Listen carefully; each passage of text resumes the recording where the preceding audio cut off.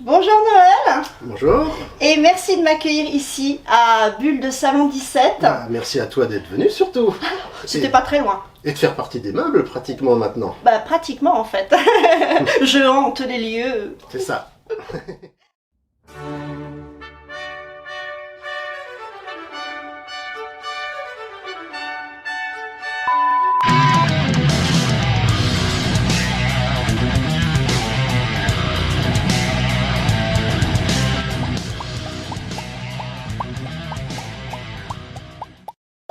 Alors pour tourner cette édition de Noël d'un invité à manga, Ouais. on parle quand même d'une édition prédestinée. Parce que je vais te la faire évidemment. Allez, Allez, vis-à-vis de ton prénom, bien sûr. c'est moi. Bien évidemment. En rapport donc, car tu as un peu du Père Noël finalement. On essaye. Hein, tu as un peu du Père Noël. Tu as toujours plusieurs titres de manga dans ta hotte. Quelques-uns. Ça commence à s'étoffer. Ça commence à s'étoffer. Un Hein. peu, ouais. On en parlait tout à l'heure. Il y en a partout. À la louche, tu me disais combien dans la... Franchement, je dirais facile entre 4 et 5 000 références en manga. Ça fait rêver. Ça s'est fait petit à petit, c'était pas prévu, mais en collant à l'actualité, en explorant, en écoutant beaucoup de conseils aussi, que ce soit des influenceurs, des habitués de la boutique, d'autres auteurs. En farfouillant, en fait, on découvre une très très grosse production, une grande richesse de contenu. Et la problématique de trouver de la place s'est vite posée et en fait et a été solutionnée puisqu'on arrive aujourd'hui quand même à avoir une offre assez, en toute modestie, assez conséquente. Et oui, tu rentabilises bien l'espace, hein, je le vois, il y en a un peu partout, parce qu'en Partout. plus tu te partages avec la BD. Ouais, BD, Donc, romans graphiques, comics américains et tout. Oui, donc en fait, il faut trouver de la place pour tout ça. Hein. Bah après, alors, la place, en fait, en fait, dans plein de domaines, moi, je suis pas un libraire rebelle, mais je suis un peu atypique par rapport à certains choix. Moi, ça m'a très vite pas posé de souci de mélanger les genres, c'est-à-dire, par exemple, de mélanger le manga de science-fiction à la BD franco-belge de science-fiction, le manga historique avec la bande dessinée historique, etc., etc. Et je suis d'accord avec toi, parce qu'en fait, c'est dommage de cloisonner les genres, on peut faire des crossovers, faire des découvertes. En fait, ce qui est cool, c'est que je m'étais fait la remarque à l'époque du comics américain. Je voulais amener les lecteurs à aller vers certains titres. Et parfois, leur réaction, c'était « Ah, mais moi, je veux pas lire de comics » ou « Je veux pas lire de manga ». Et je me suis rendu compte qu'il y avait une telle variété de formats dans la librairie de base, déjà, que leur mettre un format différent, c'est pas ça qui les arrêtait. Donc, parfois, en fait, je vends du manga à un amateur sans lui dire que c'est du manga. Et mon petit plaisir, c'est qu'après, c'est qu'ils disent qu'il a aimé ça et que je dis, voyez, finalement, vous pouvez prendre du plaisir à du... Voilà, c'est ça. C'est parce que, rien qu'en science-fiction et en histoire, pour citer que deux genres, ou en policier, il y a de quoi faire. il y a de quoi faire. Il y a des intrigues qui sont incroyables en manga et qui peuvent ravir. De toute façon, moi, en fait, en vrai, le comics, la BD franco-belge, le manga, c'est juste l'endroit dans le monde où on se trouve, ça porte un nom. Pour moi, tout ça, ça reste de la BD, puisqu'il faut donner un nom générique. BD japonaise, BD américaine, Exactement. BD espagnole, BD brésilienne, c'est de la BD, quoi. C'est toujours des phylactères qui, pour votre érudition, est le terme technique du mot bulle, et des cases, un découpage, un sens de lecture, une intrigue, point barre. Oui, il y a la technique qu'on suit, le reste, on s'en fiche de, Voilà. de la nationalité de Complètement. l'artiste. Hein. Complètement, Ouais.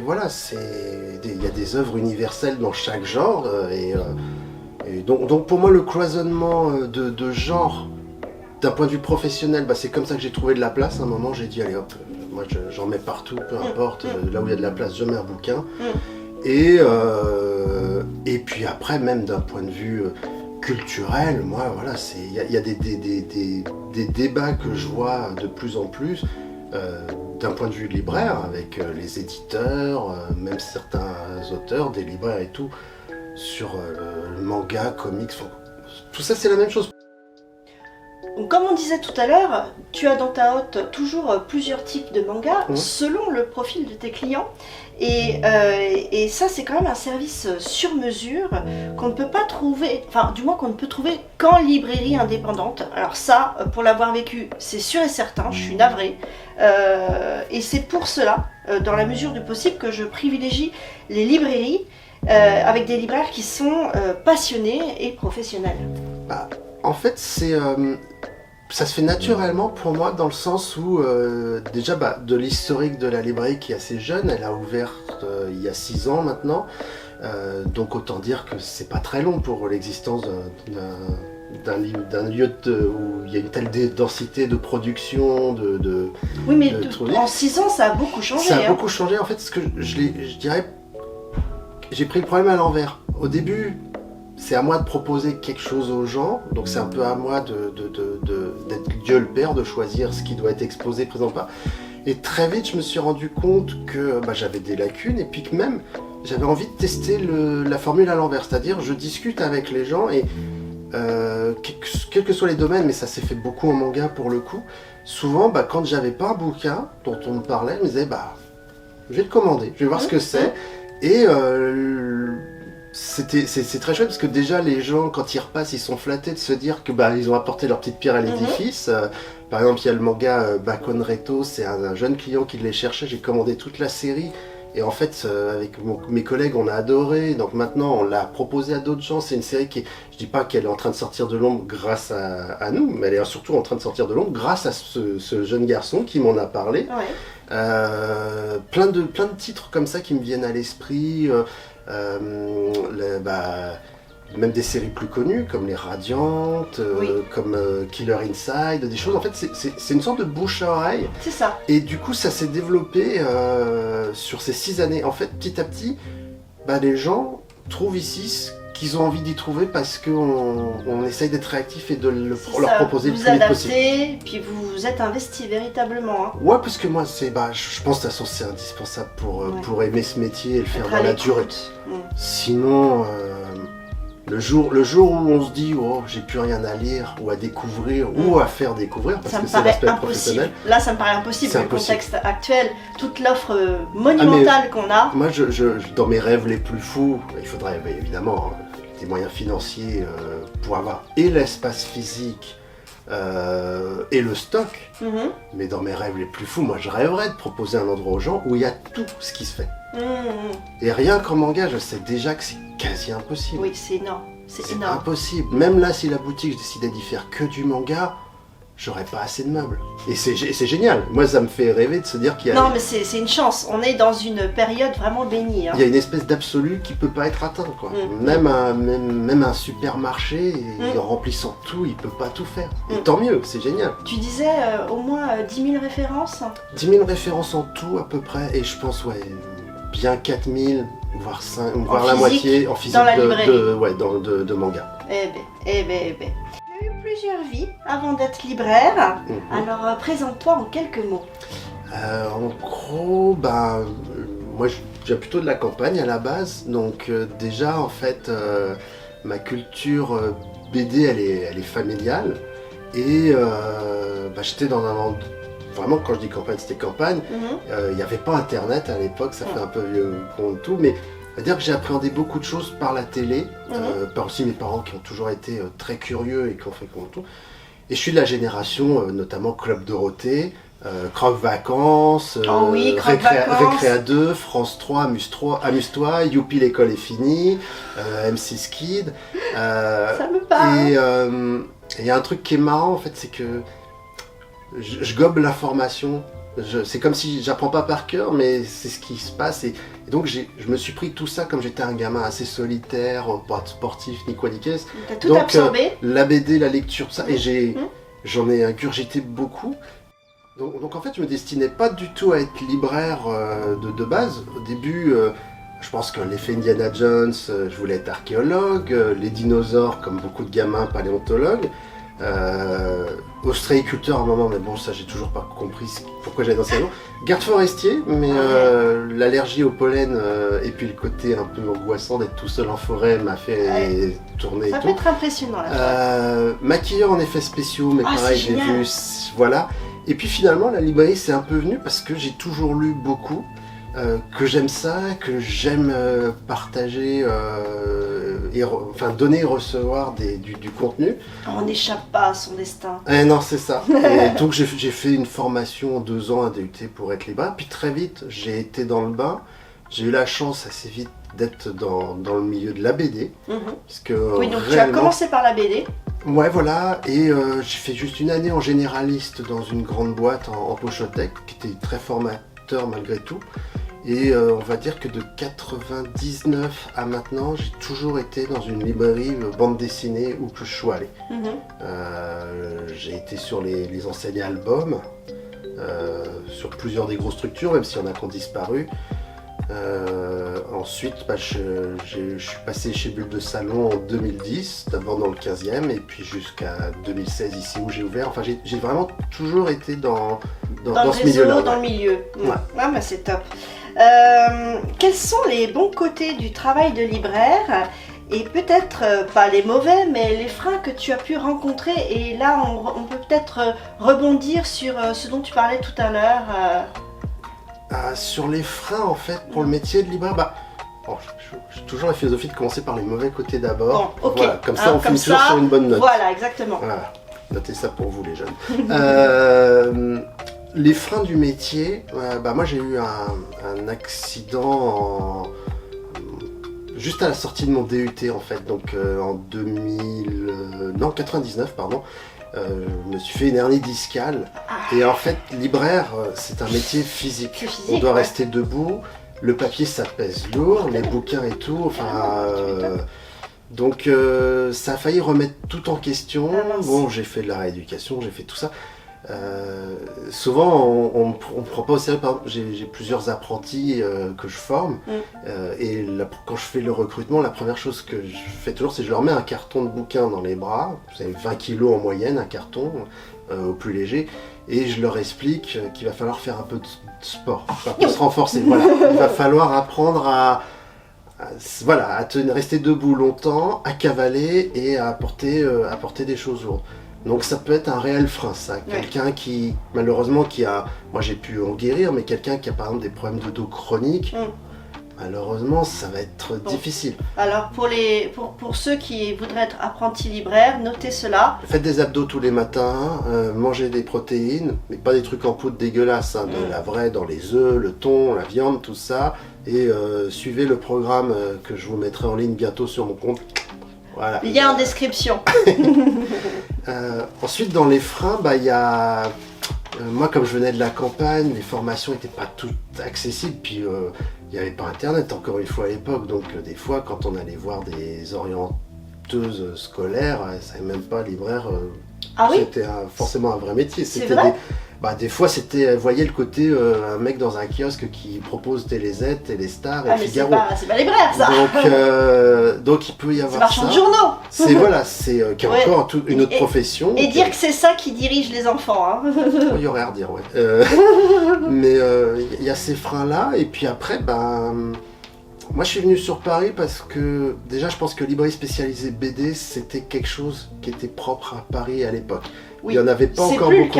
C'est plus le cas maintenant, et tant mieux. Oui. Je suis ravi de voir qu'il y en a eu, ça a fleuri partout, même dans des tout petits patelins, mais des super librairies en plus. Et puis c'est vraiment des lieux de vie, quitte même à faire des cafés BD ou des trucs comme ça, quoi. Moi j'aime bien dire qu'une petite boulangerie, c'est un peu comme une petite librairie, c'est comme une boulangerie. En fait. C'est-à-dire que je trouve qu'on tisse les mêmes liens. C'est bonjour monsieur machin, bonjour madame machin, et pour vous ce sera, et avec ceci. Je trouve qu'on a les mêmes mécanismes.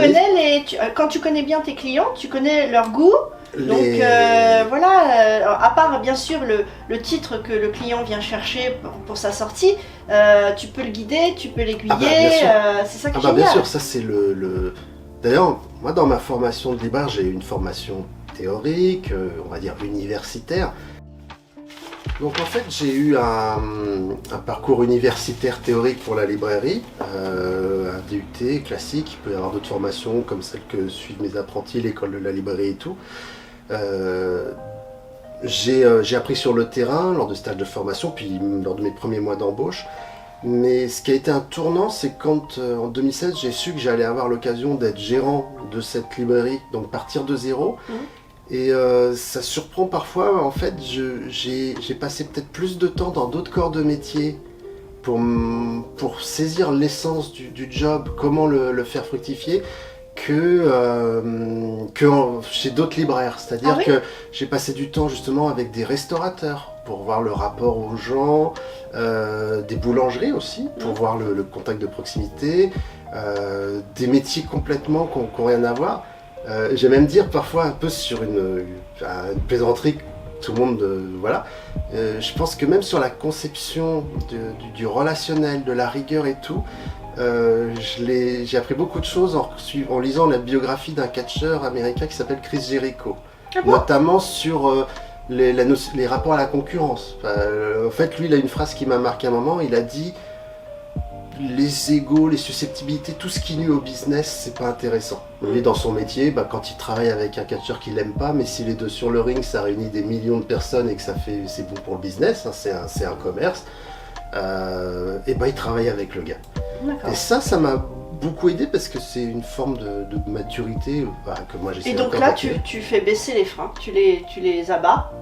C'est ça. Ça règle beaucoup de problèmes parce que il y a des fois des choses qui relèvent de l'ego, pas forcément dans le relationnel avec les autres, mais même par rapport à soi. Par exemple, on parlait tout à l'heure de l'aménagement, du nombre de titres. Si on reste sur son petit ego je vais proposer que ce que je connais, voire pire, l'erreur fondamentale du libraire, que ce que j'aime, on fait vite le tour. Ou alors on a une connaissance incroyable. Moi, je suis très malheureux, je ne suis pas pour dénigrer, je suis qui que ce soit, mais je suis très malheureux quand je vois la frilosité de beaucoup de libraires par rapport au manga, justement,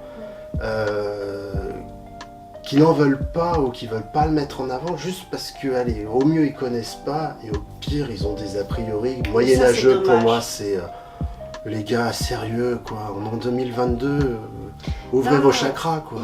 Exactement, et il faut pas dénigrer non plus que les enfants et les adultes.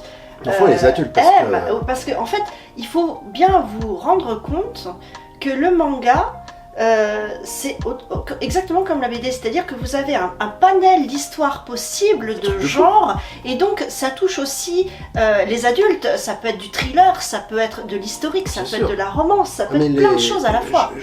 Quand j'étais jeune et que les débats avec... parce que le manga, notre génération l'a appréhendé avec les dessins animés, puisqu'on ne savait même pas que ça venait de BD à la base. Je me souviens du terme les japoniaiseries, qui étaient bons. Hein. Aujourd'hui, on bandit surtout sur le racisme. Je trouve qu'à l'époque, c'était super raciste quand on y réfléchit. Les japoniaiseries. Et je pense que le côté c'est mal dessiné, c'est violent, c'est bête, il n'y a pas d'histoire. Mais on a mis trop de temps à en sortir, mais maintenant on n'a plus d'excuses. On a une ouverture par plein de médias, même différents. Moi j'aime bien dire que je pense que la popularité actuelle du manga, c'est que en fait, ce qui a ouvert un large terrain, un corridor monstrueux, une autoroute pour le grand public, ça a été le cinéma. Le cinéma, notamment les blockbusters américains. Un film comme Matrix, on peut lui dire merci. Parce que les gens disent, ce que je disais tout à l'heure quand je conseillais à quelqu'un un truc sans lui dire que c'est un manga. Matrix, c'est un manga filmé. Il y a tous les codes. C'est vrai. Il y a l'action, il y a les cadrages, il y a l'univers, il y a même des références asiatiques omniprésentes. Il y a la façon de mettre les actions en scène, c'est-à-dire qu'on n'est pas juste sur des scènes de combat ou de poursuite. Ça fait partie intégrante de l'histoire. Non, mais de toute façon, il y a un crossover tout le temps entre cinéma et manga, puisque les premiers mangaka l'ont dit, ils se sont inspirés du cinéma au niveau du découpage, et donc c'est presque, quand vous lisez un manga, vous lisez un storyboard finalement. Exactement. Ça, c'est quelque chose que j'ai appris en regardant des interviews de Christophe Gans, qui est pour moi un réalisateur incroyablement sous-coté et un vrai génie. Et quand il parlait notamment d'aller de Crying Freeman, qui est tiré d'un manga d'ailleurs, et le Pacte des loups aussi. Et j'aimais vraiment ce point de vue que les scènes d'action sont pas quelque chose comme dans d'autres films qui vont se greffer, qui va être, voilà, il y a l'intrigue, et d'un seul coup bagarre, et ensuite intrigue. Non, là ça fait partie inhérente de la narration. Ça, je crois que c'est vraiment un truc quand même que les Japonais ont poussé à son paroxysme, d'avoir, que l'action soit une narration. Alors, de façon parfois très subtile, mystérieuse, genre ça va être une symbolique dans une technique de combat ou un costume ou quelque chose comme ça. Mais en même temps, mais en même temps, il n'y a pas d'interruption avec le reste de l'intrigue. Et ça, je trouve, et Dieu merci que ça inspire de plus en plus de réalisateurs, d'auteurs, de monde. Je trouve ça génial, cette façon de ne pas faire, de pas segmenter son intrigue. C'est ça, et en plus c'est bien fait. Moi ce que j'aime bien dans les mangas, c'est aussi les valeurs qu'ils transportent. Ouais. On parlait de japonaiserie, oui, mais le shonen, en fait, il a construit, comme Dragon Ball, il a construit énormément de jeunes, puisque c'est porteur de valeurs, et là, on ne peut pas le nier. Il y a deux exemples que j'aime bien prendre par rapport à ça. Le premier, par exemple, qui est lié à notre actualité. Pourquoi le manga explose tellement d'un seul coup? On dit le pass culture dans notre... Arrêtez. Ou le Covid. Ou le Covid. La réalité, je pense, c'est que, effectivement, le monde est anxiogène. On a beau me dire que ça n'a jamais été drôle dans l'histoire, mais avant, on n'avait pas Internet pour savoir qu'il y avait un mec qui préparait une guerre pas loin, un virus qui arrivait. Voilà. Moins d'impact. Ça avait moins d'impact. Ouais. On pouvait vraiment dire, je suis dans mon coin, je coupe les infos, je suis au courant de rien. Aujourd'hui, c'est plus possible. Ouais. Donc, c'est vrai que des fois, bah voilà, on rentre dans une librairie.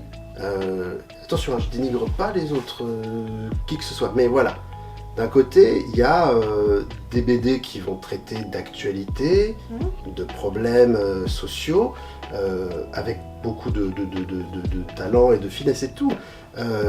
Des albums, voilà, on va prendre l'exemple du comics américain avec des super-héros qui sont de plus en plus sombres. C'est-à-dire que même les Spider-Man maintenant, on arrive sur des personnages torturés, ambigus, les Batman, on n'en parle pas. Alors c'est très bien aussi, j'adore cet aspect-là, mais des fois on a aussi besoin d'un juste un Superman, un Boy Scout, un truc...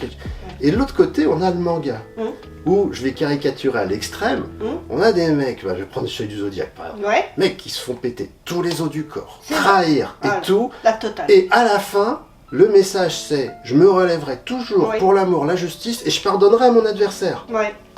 Là, dans les Chevaliers du Zodiac, il y a un sens des valeurs qui est, je crois, c'est au paroxysme. Et quand on referme ça, quels que soient les problèmes qu'on a dans sa vie perso, le climat ambiant, on se dit, oh nom d'un chien, moi aussi. Allez, la justice va triompher, on se lève de sa chaise, et voilà quoi.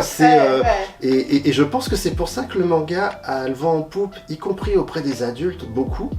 Parce qu'ils trouvent des valeurs qu'ils ne retrouvent plus forcément dans les histoires de super-héros, parce que même un personnage comme Wolverine, maintenant, c'est vrai qu'il a un petit côté tueur psychopathe, c'est pas toujours très moral. Des personnages comme Deadpool, ils sont ambivalents. Des fois, c'est aussi le culte des méchants, je trouve de plus en plus dans l'univers du comics, même si j'adore ça aussi. Dans la BD traditionnelle, il y a des super récits et tout, mais parfois il y a...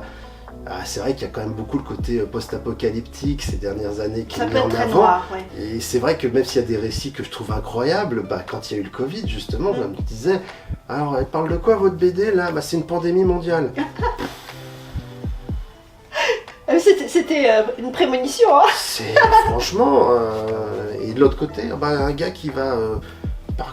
affronter plein d'ennemis et devenir de plus en plus fort et former une équipe et oui, il y en a qui diront oui c'est puéril, c'est cucu, n'empêche que c'est c'est plus gai, c'est plus ça donne plus la pêche. Voilà, t'as une journée de travail difficile, tu vas au cinéma, d'un côté t'as le cinéma de Bergman et de l'autre côté t'as Louis de Funès. C'est l'or, il est l'or. L'heure de se réveiller, mon seigneur, il est 8h.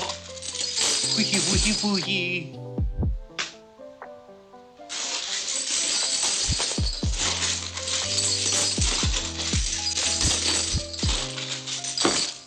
Il en manque une. Vous êtes sûr? Tout à fait ça. Oh, ça alors. Regardez sous le lit.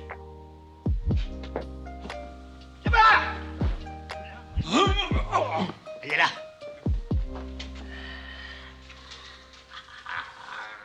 Écoute, ouais, hein, Hein, t'as fait ton voilà. choix. Hein. Moi j'ai fait mon choix. Même si Bergman c'est très bien, Ça dépend des fois, quoi. ça dépend. Est-ce que tu as une anecdote marquante? Alors, ce qui est génial, c'est qu'il y en a beaucoup. J'imagine. Je pense que ouais, j'en ai une.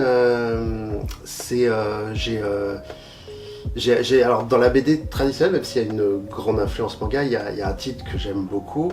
Et j'ai eu la chance de rencontrer l'auteur par le biais de ce titre. Et franchement, on s'est rencontrés, dis-toi, pour la première fois où je l'ai fait venir en dédicace en 2009. Et même si chacun fait ça de son côté, on s'est jamais quitté. Cet auteur, il s'appelle Merwan, il a fait une BD qui s'appelle Fausse Garde.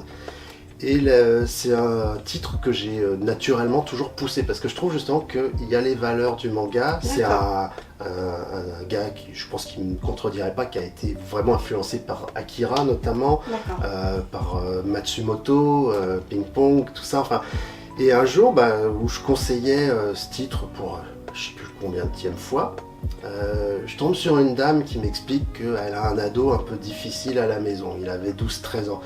Et c'est la tranche où j'aime bien conseiller le bouquin, notamment parce que je pense que c'est l'âge où les gamins n'en sont plus vraiment et commencent à recevoir certains messages en pleine face. Donc j'ai conseillé Fausse Garde à cette dame, et elle est revenue me voir quelques temps après pour me dire que le gamin avait adoré. Bon, super. Qui s'était mis au sport, qui s'était mis aux études, que ça l'avait, qui s'était identifié et tout. Il y a un déclic. Il y a un déclic. Ah ouais. Ça, je trouve ça génial. Alors le plus génial, moi, c'est de l'annoncer à Merwan. Ouais. Se dire voilà, lui, il sait qu'il a fait quelque chose, qu'il a écrit une histoire. Mais c'est comme pour tout.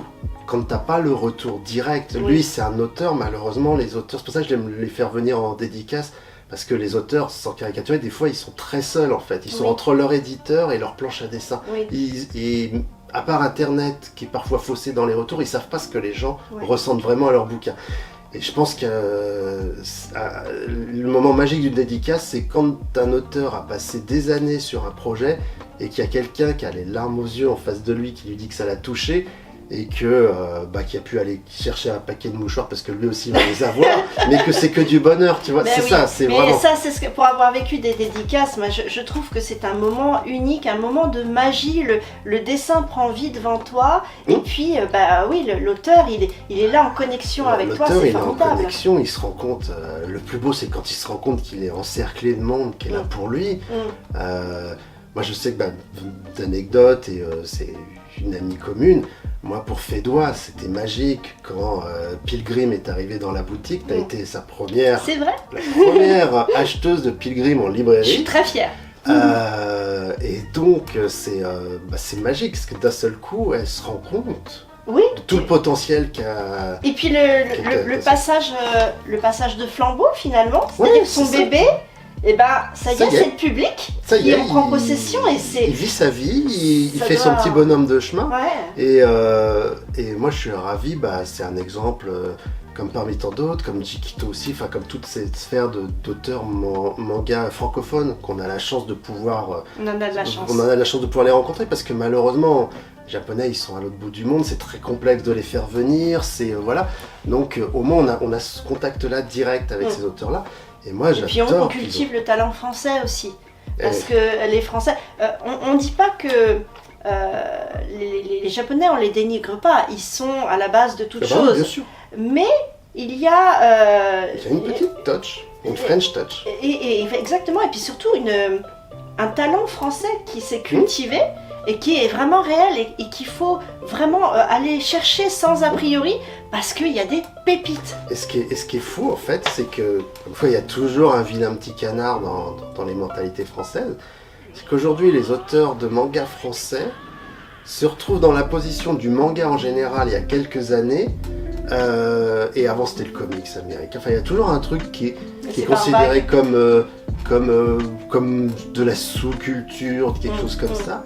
Effectivement, moi, en plus, ce que j'aime beaucoup dans la génération d'auteurs français de manga, c'est que pour la plupart, ils sont autodidactes. C'est-à-dire que il y en a même, on va pas se mentir, il y en a, c'est des gamins.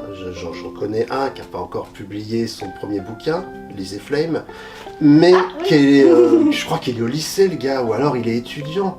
Il fait ça sur son temps libre et franchement, il va aller très loin. C'est quand il va se décider à publier une version papier. Tu sais, entendu? tu me regardes, Oui. tu sais de qui je parle. Et ton truc sur Kyokushinkai aussi, il faut qu'on en reparle. Et voilà, et il y a ce côté autodidacte. Fedwa, c'est pareil, c'est pas son premier métier. Jikito, pareil. Enfin, ils sont tous formés sur le tas. ZD qui est ingénieur, je crois. Enfin, et je trouve ça incroyable. Déjà, ça montre une motivation, un enthousiasme qui est rafraîchissant. C'est rafraîchissant. Et je crois que tout ce qui va avec quand ils arrivent. Et alors, mon petit bonheur, c'est quand je les suis, tous, parce que les 3/4, voire même la totalité des potes, de les voir sur les réseaux sociaux, aller à des festivals, des conventions et faire carton plein. Avoir des gens qui découvrent. Je trouve ça génial, moi, Ouais. maintenant, d'annoncer ces jeunes auteurs qui, entre guillemets, n'étaient pas connus et d'avoir déjà des coups de fil, des réservations quand je les fais venir parce que, voilà, il y a des gens qui vont se déplacer, qui vont venir de loin. Je trouve ça génial, c'est une belle vraiment reconnaissance. plaisant. Ouais, exactement. Et- Exactement. On va vite fait parce que c'est vrai qu'on en a parlé comme ça, Ouais. on parle comme ça librement. Donc la librairie venait de fêter ses 6 ans. Est-ce que tu as réalisé tous tes objectifs ou est-ce que tu as encore des projets dans ta hotte? Ah, j'ai beaucoup de projets. J'ai beaucoup de projets, rien que sur l'année 2023, parce que là, je me suis fait... j'ai des, on va dire des collègues, des confrères libraires, des fois, ou même des gens qui me reprochent un petit peu d'être devenu une mangatech, entre guillemets, de plus mettre que ça en avant. Pourtant tu fais les deux Je là. les invite à venir avoir des discussions avec moi sur Ricochet, Tintin, Boule et Bill, les Spirou, les Tuniques Bleues, la Patrouille des Castors, Papyrus, Yoko Tsuno, enfin voilà. Tous les grands classiques. Josette et Joko, Benoît Brisfer, des trucs avec lesquels je peux parler avec la même passion. Dédicace les copains. mais voilà, en fait dans les projets, c'est vrai que le manga a été un acteur fort de l'année 2022 grâce à nombreux influenceurs comme toi, comme Salim d'Univers Malice, tous les potes de Parlons Manga français, plein d'autres intervenants qui se sont greffés, les auteurs qui sont venus. Et ça se fait naturellement, en fait, j'ai des projets par rapport à ça. Toujours de faire venir des nouveaux talents, des dédicaces. Peut-être qu'il y a des choses, même extérieures à la librairie, qui sont en train de se dessiner, comme peut-être des salons, des choses. Je sais que par exemple en janvier, ça va faire un peu, on se croirait chez Nulle part ailleurs, quand il y a ou chez Ruquier, quand il y a quelqu'un qui dit au fait je sors un film le mois prochain. On va faire une dédicace sur Space Punch. Alors jusque là, on l'a reçu déjà pour tous les tomes, on l'a eu le mois dernier. Mais ce qui est cool en fait, c'est que ZD avait le désir de, comme son 3e tome est vraiment axé sur la boxe anglaise, il avait le désir de pouvoir faire ça sur un ring de boxe. Oh c'est génial. Et en fait, on l'a trouvé ce ring, on l'a retrouvé en plus, c'est un peu le hasard, hein, j'ai cherché pour lui, en faisant jouer des vieux contacts et tout. On va le 13 janvier, en fait, ZD, la dédicace Space Punch, on va la faire dans un club d'arts martiaux parisien prestigieux qui s'appelle le Maccabi, qui nous accueille. Merci monsieur Francatia, le directeur, de nous accueillir. Et il accepte même, pour que ce soit pas juste qu'une dédicace avec un ring derrière, il va faire venir, il a des combattants qui s'entraînent là-bas. Donc pendant la dédicace, il y aura des gens qui enverront des pralines derrière. Peut-être cerise sur le gâteau, il y a un influenceur qui bosse pour Karate Bushido, entre autres, qui est professeur de MMA là-bas, Grégory Bouchlagem, surnommé Greg MMA, qui sera d'ailleurs présent dans un manga français sur le MMA qui est en cours d'écriture. Oh là là. Allez voir Topher, je crois, c'est l'auteur de Windfighter et de Tintaron. Il est en train de préparer ça et ça va envoyer du lourd. Et du coup, il sera peut-être présent aussi. Et le truc qui risque d'être génial, c'est que le club va mettre à disposition des grandes box pour certains gens qui vont se faire venir dédicacer. Donc en gros, on fait sa dédicace de ZD. Après, on va taper dans des pattes d'ours. Voilà. Donc il va y avoir un petit côté dédicace interactive. Interactif, c'est exactement ça, c'est génial. En fait, tu vis ce que le personnage vit, enfin tu t'y essayes et c'est chouette. Et mes projets, comme le manga est super riche, qui sait, c'est de ne pas rester axé que sur la bagarre. C'est les Gouttes de Dieu, peut-être organiser un événement Œnologie. avec une dégustation de vin, Prince du tennis, peut-être aller faire Quelques ping-pong de balles. Matsumoto, tous les mangas sur le foot, Tout est possible. Full Drum sur le rugby, enfin c'est un peu fou, c'est un peu flou, mais Non, mais quand De on toute veut, on peut. de Il y a toute façon- des choses à faire. Hein. je vais pas dire que j'ai une philosophie, ce serait prétentieux, mais voilà, s'amuser. Je pense que les gens ont envie de s'amuser. Le manga, la BD, tout ça peut aborder des choses très sérieuses, très graves, et c'est super. Mais le cœur du truc, c'est quand même de s'amuser, de se C'est divertir. distraire. C'est pour ça que des fois, moi, j'ai toujours détesté cet aspect un peu élitiste, pompeux de la librairie, notamment bande dessinée. Ce moment où les mecs commencent un peu à prendre de haut tel ou tel truc. Eh les gars, on vend des petits Mickey, oubliez jamais ça, d'accord? Je dénigre pas l'art, je dis pas que la BD est inférieure à n'importe quelle forme d'art, mais voilà, c'est comme la musique. La musique, à la base, il y a plein de choses, il y a de la musique, mais la musique, c'est quand même pour siffloter sous sa douche, point, Ouais. barre, dédicace à Fox, vieille crapule. Faut rester en fait passionné. Exactement. C'est ça en fait. C'est ça le mot. C'est ça, faut... Faut rester passionné. Quel est ton manga préféré et pourquoi? Alors ça, c'est vraiment pas simple, parce Oui. que... C'est la question piège. Mais je vais faire mon politique, je vais feinter, je vais faire une réponse langue de bois. En fait, je pense que c'est comme pour tout film, truc. Je pense qu'en fait, ça dépend du moment où tu te situes dans ta vie. Il y a des choses que tu vas adorer entre 12 et 13 ans, et ça se trouve que dont tu voudras plus entendre parler plus tard parce que tu te diras c'est gamin ou ceci, et tu y reviendras peut-être même à l'aube de ta mort sur ton lit de retraité et tout.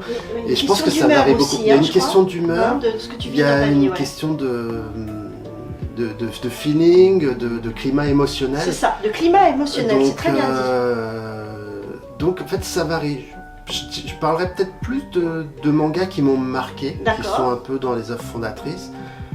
Je sais que je me suis pris une baffe monumentale avec Akira, mais en plus ça avec un côté second effet Kisko, c'est-à-dire que Akira, la première fois que je l'ai lu, je n'ai pas aimé, je n'ai pas compris. Ouais. Mais tu étais Ensuite- trop jeune peut-être, non? Je pense que j'étais trop jeune. Puis alors, moi j'ai découvert ça, c'était une édition, c'était France Loisirs qui proposait une édition Ah ouais. avec des couleurs dégueulasses, quoi qu'on en dise, je crois qu'il était pour le marché américain, enfin c'était pas beau. Ouais. Mais par contre, je me disais, waouh, il y a un truc, Il y a c'est quelque chose. c'est hein. quelque chose. Ouais, c'est c'est quelque chose. il y a des images qui m'ont marqué. Mm. Ensuite, je l'ai relu à différentes étapes de ma vie. Et à chaque fois, j'ai eu l'impression que j'y revenais avec plus d'impact encore. Et puis dans de meilleures éditions de toute façon. Dans meilleures éditions, puis il y a des choses incroyables dans... C'est une œuvre, je pense ça fait partie de ces œuvres, comme beaucoup, qu'il faut lire plusieurs fois dans sa vie, parce Je que comprends. c'est impossible de l'ingurgiter du pro. Il y a trop de trucs. Il y a trop de trucs. Après, dans les œuvres qui m'ont marqué, comme j'ai dit, j'étais de la génération Club Dorothée, donc moi j'ai d'abord connu les animés, donc quand les versions papier sont arrivées, c'était un truc de fou, quoi. Il y a les Saint Seiya, les Chevaliers du Zodiac, ça... C'était, même si au début je me disais mais c'est une arnaque, ils ont des armures ridicules, ça protège que dalle, ils sont où les casques comme dans le dessin animé, là ils ont un serre-tête et un petit truc. Pour l'avoir Et- traité dans une précédente vidéo, j'ai bien vu que les débuts de Saint Seiya papier étaient un petit peu laborieux et Mais- qu'après ils ont vraiment... Enfin, Ça, il a vraiment travaillé sur les armures. Puis il y a sur toute celle une du histoire de Sagittaire. mystique par rapport à la création de jouets derrière en produits dérivés. Il y a beaucoup de choses qui Exactement. sont connectées à ça. C'est C'est exactement une ça. fois qu'on a cet élément-là, on comprend, voilà, tout devient Mais un ça a peu- été un plus justement pour le manga parce que ça a donné un plus à la qualité graphique Ouais. des armures et ce qui a donné vraiment Ah ouais, le côté c'est... spécial au manga. Et après, il y a plein de mangas qui sont arrivés au fur et à mesure de leur parution en France, qui m'ont marqué, même si Blame, ça m'a marqué aussi. C'était, en plus, en tant que professionnel, Blame, c'était un challenge au début. On va dire, voilà l'histoire, c'est un mec dans un monde, on sait pas ce que c'est, labyrinthesque, il y a des centaines de pages sans texte, il monte de 3 niveaux, il se bagarre, il tombe de 2 niveaux, ça dure pendant 4 tomes. C'est chaud, Et surtout quand il n'y a pas de texte. surtout quand il n'y a pas de texte. Tu peux perdre des lecteurs Et pourtant, entre-temps. Blame, c'est un truc de malade mental, Ouais, c'est ouais. un univers ultra riche. Là, tu es Après, il y a plongé eu... dedans quoi. Après, alors, gros coup de cœur sur Ranma 1,5. Oui. Ça, voilà, Et bien sûr. l'alchimie, humour, romance, action, En fait, C'est- elle a su tout, il y a tout le temps. tout Il y a gérer, tout tout, le temps. tout fait dedans. Il y a eu Kenshin, il y a eu. Après, il y a eu comment, il y a eu ce que moi à titre personnel, hein, parce que j'aurais pas situé, il y a eu l'ère un peu plus adulte avec. Moi, je me souviens de l'arrivée de Coq de combat, qui n'est plus dispo malheureusement. C'est une série Mais alors, comédique. oui, c'est pas, je confonds avec Rooster. Ah oui, non, rien à voir. Rien à voir. C'est Coq de combat, c'est très très dur. En fait, c'est un gamin qui assassine ses parents, dans mon souvenir, qui est envoyé en maison de correction. Il va subir des sévices sexuels et puis à un moment, il va découvrir une sorte de résurrection en se formant au karaté et en enchaînant les combats. Alors on va dire, ah ouais, super, un prétexte pour de la baston. Mais en fait, c'est très mature, c'est très profond en termes d'approche. C'est une histoire réaliste en fait, parce C'est ça. que le cheminement du Et- gamin est plausible. Et oui, c'est ça. Et voilà, alors, typiquement, moi, quand ce bouquin est arrivé, le premier tome, la couverture laissait présager de rien. C'est des parents qui nous ont ramené ça en disant, dites donc, quand même des scènes un peu dures dans votre truc. Oui, pardon, monsieur, dame, on aurait dû le lire un peu plus. Voilà, c'est juste en fait une tranche de manga qui passait vraiment dans la catégorie adulte, comme tu disais, montrant que c'était pas un art mineur pour enfants comme c'était dit avant. Après, il y a eu des Nausicaa qui m'ont marqué, toutes les licences justement qu'on voyait adapter, les City Hunter, Nicky Larson, Oui. les Cat Size. Et puis alors, vraiment un tournant pour moi, ça a été Urasawa. Quand Monster, le premier Monster Ah est oui, arrivé, j'ai lu ça et d'ailleurs ça c'est vraiment le moment où j'ai commencé à proposer des mangas à des adultes et qui sont venus chercher la suite. Et je me suis rendu compte, j'étais complètement passé à titre personnel à côté du phénomène Taniguchi que j'ai rattrapé par la suite. Monster c'était différent. Ça a ouvert la porte en plein d'autres auteurs, comme à d'autres types de séries, même des séries de science-fiction comme Eden, comme enfin, ça a été en fait c'est ça qui est génial, c'est qu'à chaque fois quand on croit avoir fait plus ou moins le tour du genre, il y a quelqu'un qui arrive sans prévenir et qui révolutionne tout. Oui, c'est ça. En shonen par exemple, My Hero Academia, on va faire ah My Hero Academia, tout le monde connaît. Hey, My Hero Academia, c'est arrivé de manière super confidentielle. Aujourd'hui, je crois que ça a pratiquement dépassé Dragon Ball sur certains numéros. Oui, c'est pas bien. Et ça, c'est pas juste parce qu'il y a un marketing derrière et que tout le monde en vend. C'est parce que le bouquin, il est bon. Et surtout, il touche un public tellement vaste que ça fait des millions de ventes. Mais il y a des thématiques. Enfin, ça, c'est ce qu'on appelle une œuvre universelle. Là, D'ailleurs, c'est ça. le bouquin, il atterrit sur n'importe quel continent du globe, il va être lu. Il va être lu, il va marcher. Ouais. Quel est le manga dont tu veux parler aujourd'hui? Ouh, aujourd'hui, Le manga d'aujourd'hui que tu vas me le chercher, manga d'aujourd'hui, je sais pas, celui que tu veux. Ah là là, c'est dur. Il revient dans le champ, vous inquiétez pas. Il est allé chercher, C'est pas bien dur, loin. C'est dur. C'est dur, hein. Ah, c'est juste parce qu'en plus, on va me dire que je parle que de lui en ce moment, mais voilà. J'ai envie de vous parler de celui-ci. Akimbo, par oui. Jekito. Oui. C'est vraiment un tout jeune gars qui fait ça, hein, je crois en dilettante, parce que je crois qu'il a d'autres métiers à côté et tout. Akimbo, alors c'est un auteur francophone, c'est complètement fou. Déjà, graphiquement, c'est une claque. Le type a un style à lui, qui est un peu aux frontières du manga traditionnel. Je trouve beaucoup aussi de l'univers, alors ça va faire vieux con l'expression graffiti, alors le street art je crois on dit Ouais, maintenant, mais le street tag art, et tout. c'est ça, ouais. Moi on disait des graffitis, hein, tout ce Ouais. qu'il y a, je suis vieux et alors. Et il y a beaucoup d'humour, il y a beaucoup d'action. Son histoire elle est sympa comme tout. Akimbo c'est l'étoile montante du hip-hop, c'est un rappeur taciturne amérindien.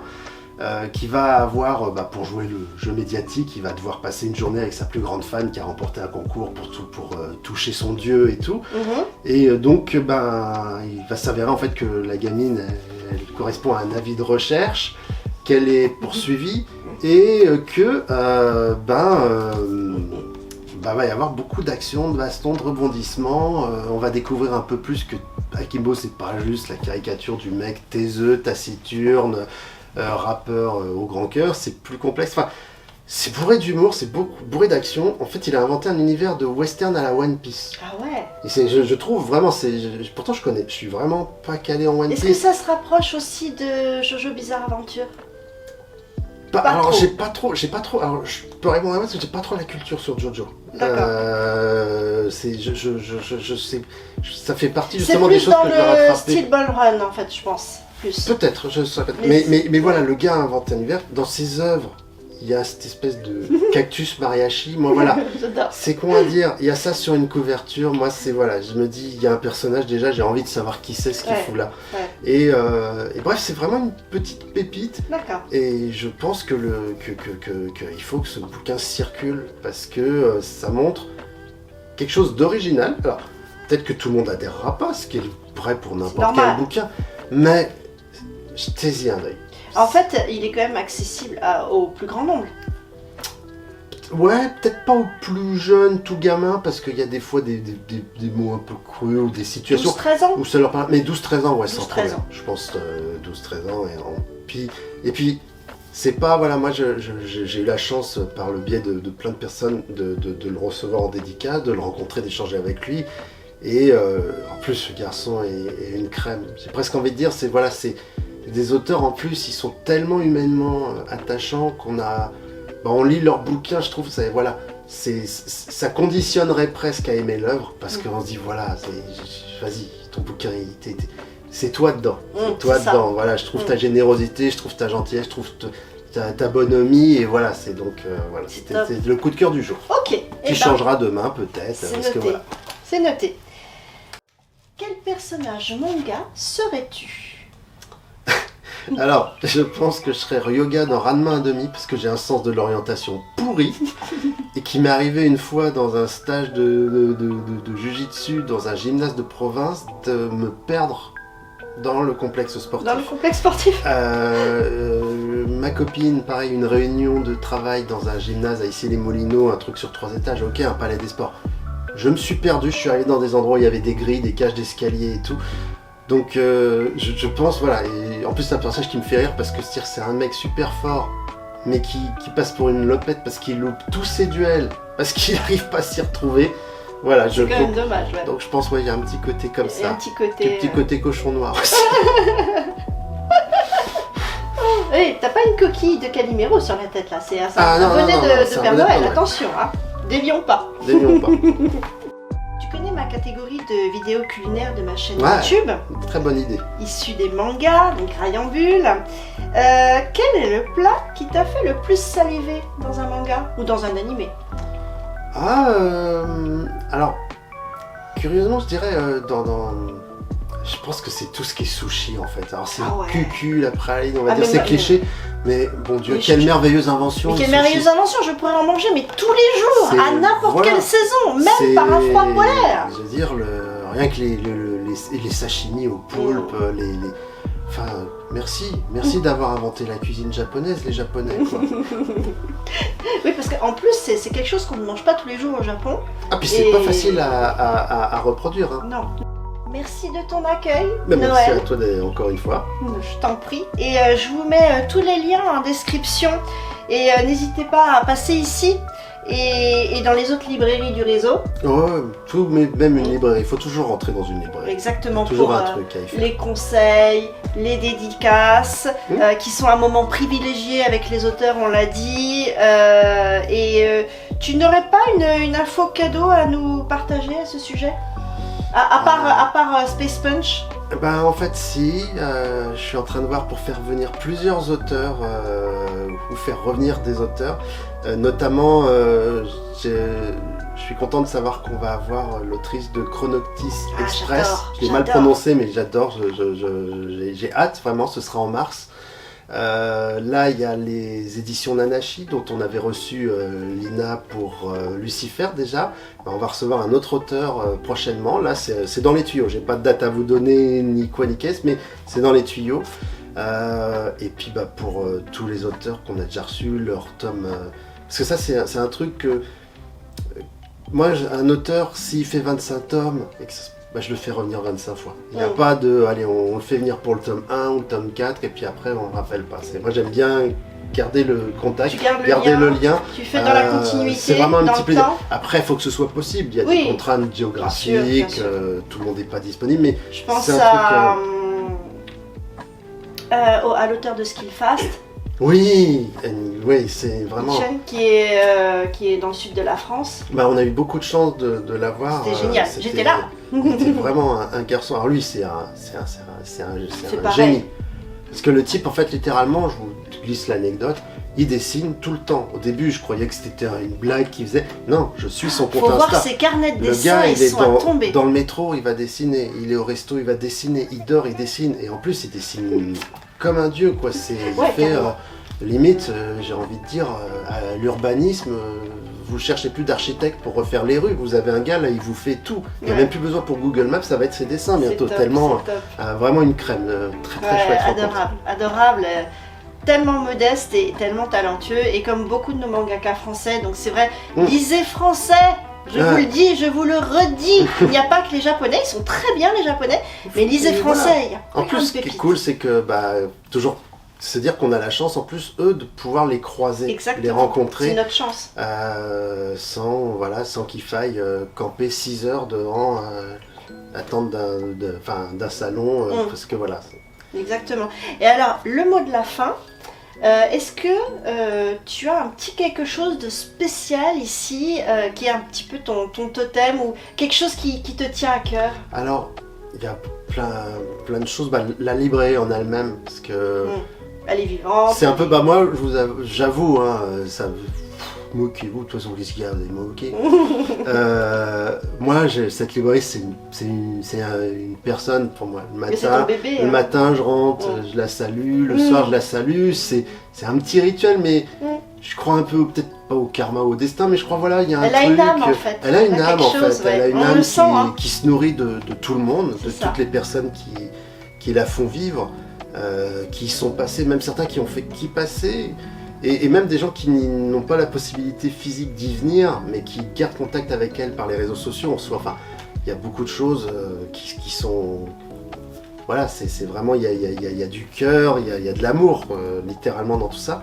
Moi, je dirais, j'ai peut-être tous les petits shikishis de tous les auteurs qui passent depuis quelques temps. Alors c'est vraiment, j'avoue, c'est les auteurs de manga c'est un petit rituel. Et là, dernièrement, il y avait une convention et Univers Malice par le manga français, donc Salim et puis JD, Bintou, Oki, enfin toutes ces noms-là. On fait un peu le tour des stands des auteurs français de manga qui sont venus ici et ils ont fait ça. Et, Alors, je t'invite à t'approcher de la caméra. Si elle veut bien, voilà, c'est quand faire une même mise au point. assez extraordinaire. Dites-vous qu'il y a autant d'auteurs que de personnages qui ont Et signé ça. il manque du monde, hein, parce que tout le monde n'était pas présent sur cette convention. Il y en a qui sont présents ici qui ne sont pas encore venus, d'autres. Donc c'est même pas, c'est un petit fragment de tout l'amour, j'ai envie de dire, qu'on reçoit. Mais ça touche. Ça, ce genre de choses, ça touche. C'est pour ça que je vous invite à aller aux dédicaces, que ce soit dans les librairies, dans les conventions, dans les salons, parce que c'est pas juste un dessin que l'auteur il vous donne, c'est un petit moment entre vous et lui, qui sera unique et différent pour chacun. Et un souvenir Et impérissable. un souvenir impérissable. Quand vous rouvrirez votre bouquin pour le relire et que vous tomberez sur une dédicace, je vous jure, c'est un truc... ça n'a pas de prix. C'est pour ça que ceux qui font de la spéculation sur les dédicaces et qui les revendent... Message est clair. J'y avais même pas pensé. Ça me serait même jamais venu à l'idée. Moi, j'étais dans l'esprit. Oh, tu te souviendras des mots que tu as échangés Non. avec l'auteur. Oh, dis donc, la vache, j'aurais pas cru. Ça se fait beaucoup en BD traditionnelle, cette Oh. pratique, mais ça commence à venir, c'est triste. C'est Mais bon, triste, c'est ouais. comme tout. Voilà, faut qu'on finisse sur une bonne note. Qu'est-ce que tu peux me proposer là? Une bonne note, tout simplement que une vie suffira jamais en fait à découvrir, à partager Voilà. tous les univers. Et là encore, on est juste sur ce qui est sur du papier. On parle pas des animés, des concerts, des artistes, des comédiens de voix qui font un boulot de dingue. Je Les pense à- dramas issus, les dramas, issus des mangas, ouais, les- tous oui, ces donc gens qui les donnent animés, ouais. leur vie, parce que les comédiens de voix, je fais une petite parenthèse, un petit peu dédicace à ma petite Sarah qui bosse ici, mais c'est vrai que je découvre un univers, c'est pas juste des doubleurs parce que c'est pas comme doubler une personne physique dans un film et tout, c'est encore un autre travail. On double un personnage qui est à la base un personnage de papier en 2 dimensions et on doit lui donner une vie sans que son identité soit altérée par la personne qui l'incarne.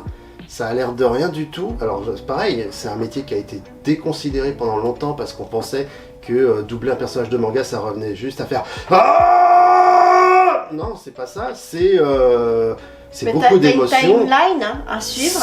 C'est beaucoup d'émotions. Et effectivement, les scènes de combat, ça doit être une épreuve physique. Il suffit de voir les acteurs, les comédiens de voix qui doublent dans Dragon Ball. Je pense qu'ils prennent pas un pet de graisse parce qu'ils transpirent autant que s'ils faisaient la baston. Et puis il y a plein de jeunes comédiens super. Là, moi j'ai découvert Arnaud Laurent il n'y a pas longtemps que j'aimerais bien qu'il passe ici d'ailleurs, peut-être dans des trucs. Faut qu'on se parle, monsieur Arnaud Laurent. Qui donne beaucoup de vie aux personnages, notamment de Natsu dans Fairy Tail. En fait, voilà, il y a le mot de la fin. Je me suis encore barré dans toutes les directions. Pardon, excusez-moi, je parle beaucoup. Cette famille, c'est ma mère. Enfin, je vous raconterai un autre jour. Et en fait, c'est juste que voilà, vous ennuierez jamais en fait. J'ai même pas envie de dire vous kifferez, vous aurez des émotions parce qu'il y a des œuvres, des mangas qui vous rendront tristes, qui vous feront réfléchir sur des choses dures, qui vous accompagneront. Mais vous ennuierez jamais. Je pense que il y aura jamais un moment, un temps mort. Oui, c'est ça. C'est absolument vrai. Et bien sur ce, on vous dit cordialement. Hasta la vista.